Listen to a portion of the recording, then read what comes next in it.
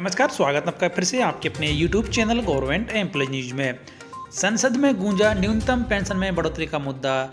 जानिए सरकारी कर्मचारियों को कितने मिलेगी न्यूनतम पेंशन। दोस्तों 2 अगस्त 2023 को कार्मिक और लोक शिकायत और पेंशन मंत्रालय के अंदर काम करने वाले पेंशन और पेंशनभोगी कल्याण विभाग के द्वारा न्यूनतम पेंशन के संबंध में एक महत्वपूर्ण जानकारी दी गई है, जिसके बारे में आपको इस वीडियो में बताया जाएगा।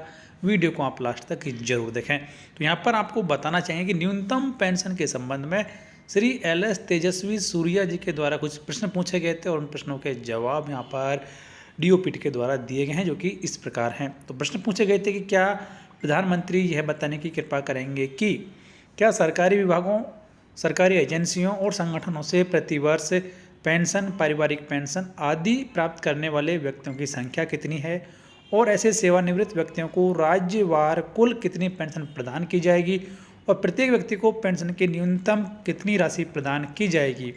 दूसरा सवाल कि क्या सरकार विगत वर्षों में बदलती कीमतों को ध्यान में रखते हुए न्यूनतम पेंशन में वृद्धि करने पर विचार कर रही है, यदि हाँ तो उससे जुड़ी हुई जानकारी क्या है।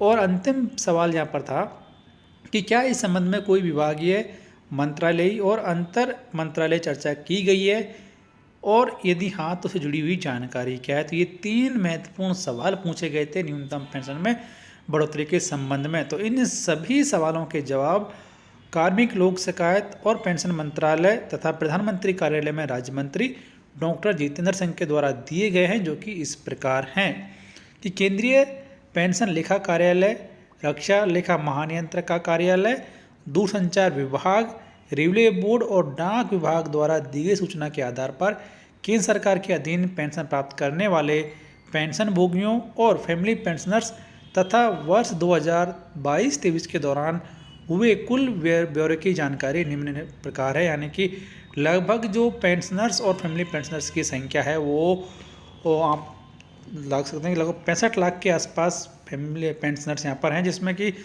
जो 44,81,245 है पेंशनर्स और इसके अलावा 20,93,462 हैं फैमिली पेंशनर्स, यानी कि लगभग 65 लाख पेंशनर्स हैं। और इनके लिए वित्तीय वर्ष 2022-23 के दौरान 2,41,777 करोड़ रुपए की जो राशि है वो पेंशन के रूप में खर्च की गई है।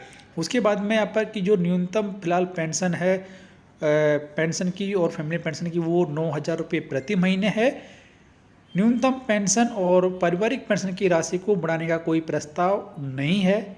पेंशन और कुटुंब पेंशन भोगी समय समय पर मूल्य में बदलाव के आधार पर महंगाई राहत के लिए हकदार हैं। यानी कि महंगाई को ध्यान में रखते हुए फिलहाल न्यूनतम पेंशन में बढ़ोतरी करने का कोई प्रस्ताव सरकार के पास में नहीं है। इसके बारे में आपकी राय कमेंट बॉक्स में लिखकर बताएं। वीडियो को लाइक करें, शेयर करें आपके दोस्तों से, जिससे वो भी इस बड़ी अपडेट के बारे में जान सकें। चैनल को सब्सक्राइब और बेल आइकन जरूर प्रेस करें हर एक यूजफुल अपडेट सबसे पहले देखने के लिए।